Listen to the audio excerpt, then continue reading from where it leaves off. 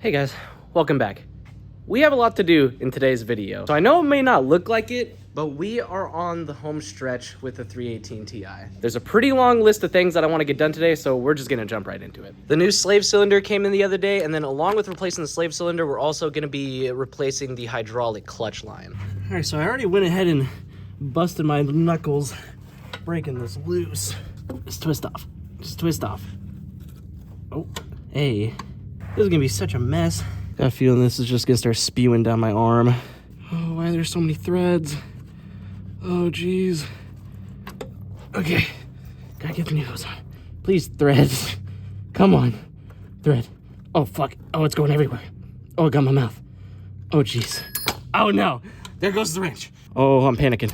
Oh, please stop. Okay, wait a second. Let's reassess.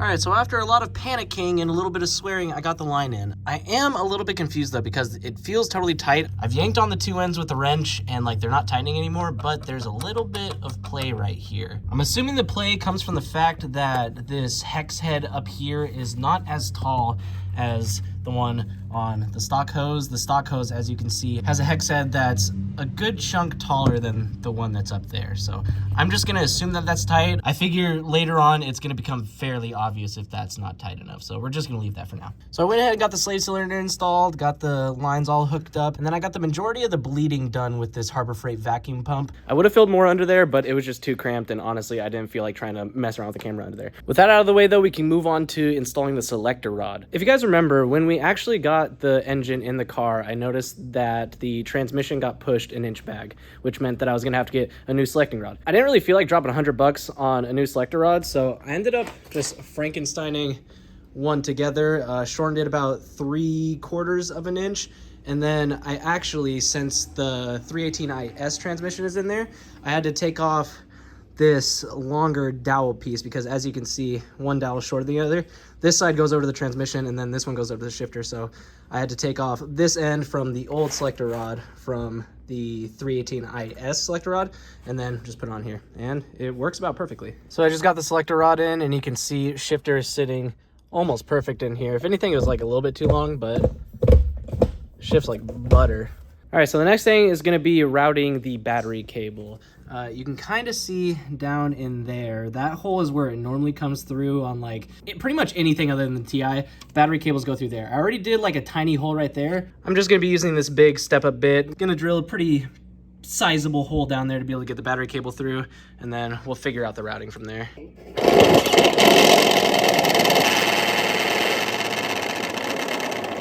This one right here? Yeah. Mama built like a cow. This is what we just do all day. Oh yeah, those poke through nicely. All right, now that we have the bottom power wire connected, we can connect the actual wires off of the wiring harness itself. All right, so the power block is all hooked up. The wires sit on here a little bit funny though, because this is a 328i harness, and usually for 328i's, the power block sits over here along the where the fender mounts. But obviously don't have those mounts over here, so it's in here. Managed to fit it up just fine. While I was doing that though, Marco got the air filter all fitted up. Thing is looking minty. I went with the short little stubby filter just because I didn't want a massive filter hanging off the end of the intake, because like there's nothing supporting it. And then the blue, it just kind of matches with everything. It looks pretty good. Alrighty, so we finally come time to put the front end of this car back on. Let's get to it. This does not go on first. This goes on. We'll just do a side exit, bro.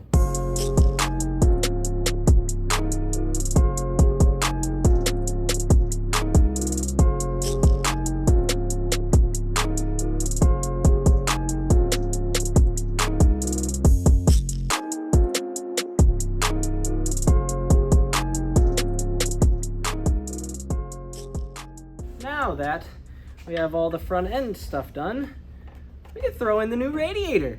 This is exciting. Look at that. Can they see that? CSF? Yeah. No. Oh. Here. Look at that. Ain't that fun? Yours didn't come as... Whoa. Hey, whoa. This man's trying to sabotage the build, I see. Oh my god. Look at that. What's in there? Your mama. Yeah, yo mama. Yo mama about me in the sky if you record like that again. That's going in the video. No, it's not. That's going in the video. You don't have a choice if it goes in the video. I'm gonna be running the Spall Slim fan just because there's pretty limited room in front of the radiator. I'm gonna be wiring this up to the old AC condenser fan. I've done a video in the past on that. Actually, one of my more popular videos. You should go check it out if you want to learn how to wire up electric fans for E36s.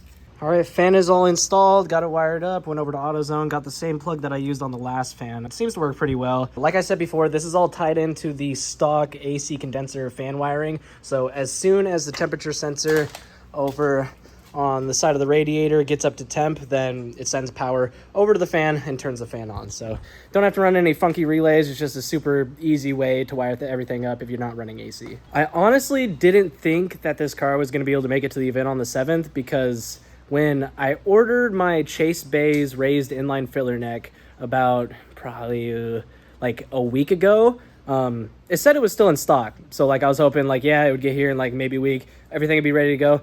But then it got placed on back order, which is super unfortunate. It's ultimately sounds like it's not in the hands of Chase Bays, so like I don't totally blame them. But I ended up going with a different option, and I picked up this inline filler neck from Moroso. Unfortunately, this one isn't a raised inline filler neck, so it's going to be a bit more of a pain to bleed the system with this thing, since it's not going to be the highest point in the system anymore. But I do have this fancy burper funnel, so hopefully it'll still be somewhat easy to bleed the system. I'm still debating on if I want to still get the Chase Bays inline filler neck at some point. I'm probably just going to see how this performs, and then I'll just come to my final decision. So normally with your top radiator hose, obviously it connects over to the thermostat housing and then over to the port on the top of the radiator. Well, with this inline filler neck, it's going to sit, boom, right in there in the middle. So I'm going to have to do a quick slice on this real quick and then slot this in. Alrighty, so this is what I have going on so far. This took a lot of cutting, recutting, eyeballing, and a lot of pushing on to get it onto this filler neck. It's interesting because this Moroso one is 1.5 inch diameter on each side. And this was a pain to get into these hoses. And the Chase Bays one that I got is 1.3 inches on either side. So honestly, I don't even think with these hoses that the Chase Bays one would even fit. I think I would have to go with like a bigger diameter silicone hose for it to even fit on the Chase Bays setup. Dude, I know people are gonna be looking at this fucking hose clamp. They're gonna laugh at me. This thing's ugly. All this work to make this fucking, yeah, that's what I'm saying. Like, what the fuck is that? All this work to make this engine bay look decent. And literally towards the end, I'm just like, fucking, you know, we can put wires over here. We're gonna not clip anything in. You fucking send it, dude. We're good, bro. Yeah. Hey! Yo, we got them genuine BMW hose clamps from FCP Euro. I just spent like $289 on a set of fucking hose clamps from AutoZone. Ah! Hey, get that ugly piece of shit out of here. Yeah. Look at that perfect fit hose clamp. I do have a cheap AutoZone overflow tank, but I haven't figured out a spot for it yet. So as of right now, I don't think I'm gonna need it. This is a, let's see if I can find a cap. This is a 23 to 25 pound cap. If the information I saw is correct, I think the stock cap is about 30. And these cars are only supposed to run, I wanna say around like the 1.1 bar range, something like that. So the thing is, if it gets up to this pressure and it has to overflow, something's probably wrong with the car. I could be wrong, and my thinking could be very skewed and just wrong and stupid. So tell me if it is in the comments. But yeah, for right now, I'm just not going to worry about this. Are there any drips under the car? Oh, shit. Shut up. I'm kidding. Dude, my heart sank. It's definitely slowing down the glugging. Oh. Scared me, bro. She's splooging. This is gonna be so loud. We're gonna have to sit for like 25 minutes bleeding this bitch. Hey. Fuck it, let's go. Ready? Yazarski. In neutral. Fuck. In charger. I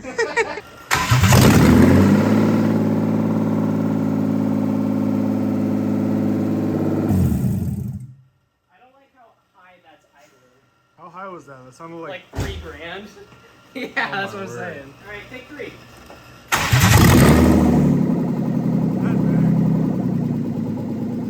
Way better. That's bad. And now we'll just sit here, let the bubbles come out, and wait for it to get up to temp. All right, so the car is fully up to temp. It's still bleeding a little bit, but I want to give her some, like, a little bit of a beat, you know?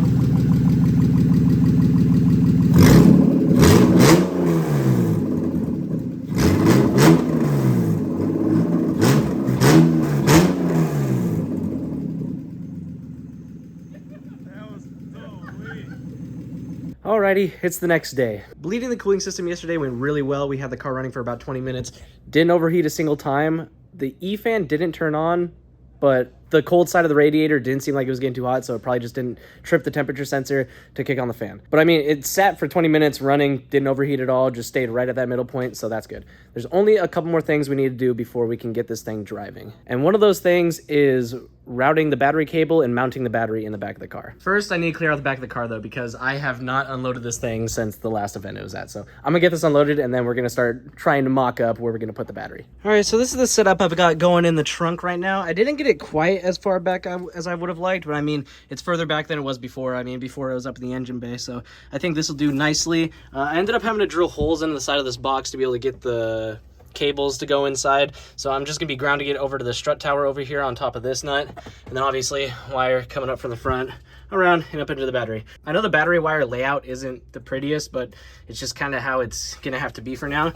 But now with this, lid is gonna go on top, and then these straps are gonna hold everything in place. And then right now I need to drill these retainers into the bottom over here to be able to hold the straps down so that this entire box doesn't go moving around the back end of the car. All right, so I finally have the battery box secured. I ended up ditching the whole like strap system because it just wasn't really tightening as much as I would have liked. So instead, I just self-tapped through the bottom and like that thing is in there. Now, I've only got a couple more things I have to do before we can finally get to driving this thing. I need to get the hood on, gotta get the front bumper on, and then get the wheels on, connect back up the wheel speed sensors up into this junction box on either side, and then we should be ready to go.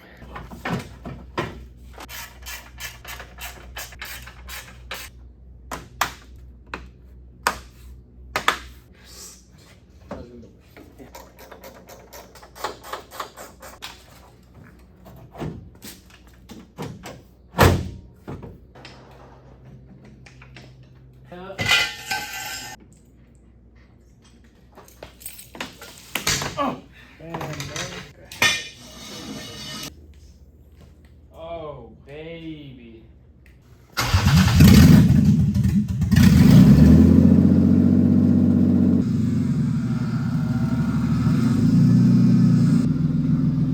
How does it feel, Jamie? It moved like 5 inches, so that's fucking cool.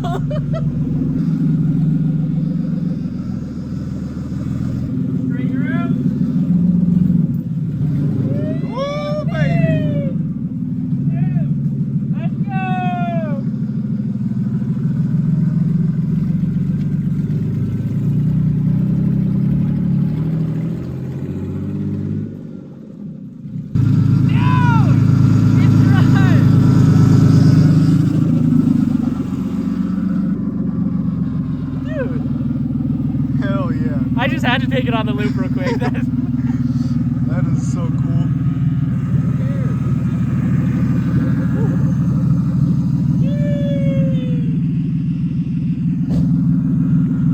Alright, we gotta pump these bitches up. Alright, so I let the car get up to temp. Now that it's up to temp, I went ahead and I readjusted the throttle cable. We had to back it off a little bit just because it was revving super high when we started it last night. We did find a small coolant leak from the lower hose. We just tightened up the clamp and it seems to have stopped, so that's good. But now I think we have all the tires pumped up and everything's just ready to go. I think it's time to take this for its first drive. All right, we're busting out the GoPro for the first time in a long time. You guys probably aren't gonna be able to hear me much. I might talk a little bit, I don't know, we'll see. I'm just fucking excited to get this thing going.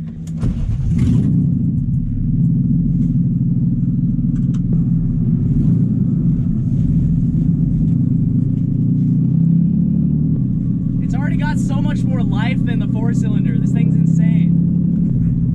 Blinkers probably don't work, I don't know. I've got Gabe and Kellen following behind me just in case. All right, we're pulling out.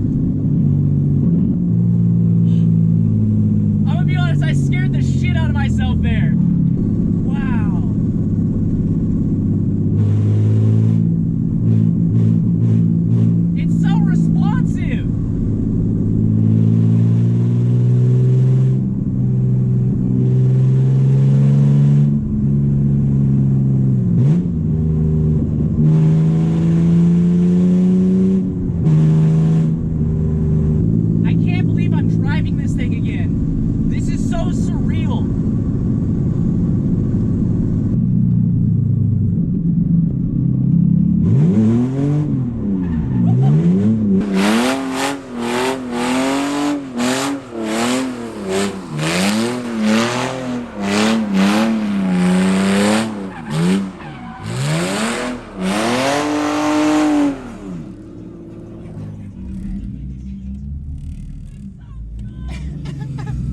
Holy shit! It just does it!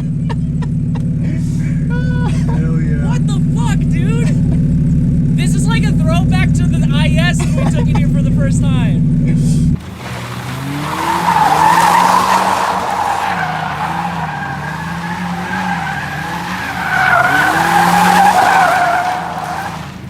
Oh my god, dude, that was fucking nuts. That felt amazing. It feels so much better with the welded dip. It's so much easier to drift.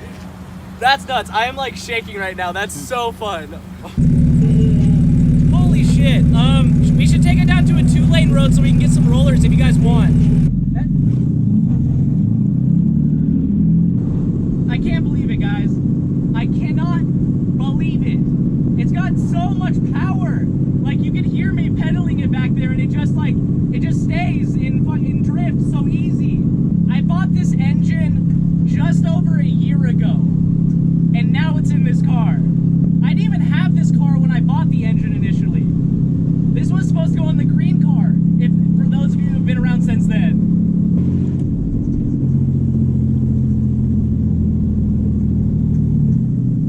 Something just flew off my car. What the fuck?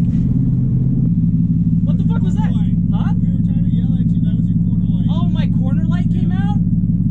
Should we go back and get it? It's right over there. It's fucked though. Is it? Yeah. Like how fucked? Like the light is like Oh. Well, no corner light now, I guess. Fuck. I hope it didn't take the light bulb. Oh, it definitely took the light bulb with it. Fuck. Shit. All right, gotta get corner lights now, I guess.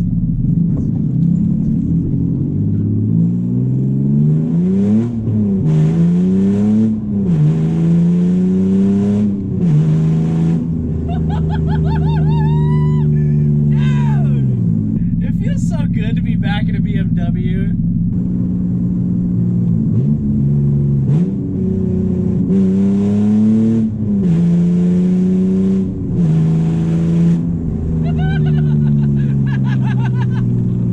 That's never gonna get old.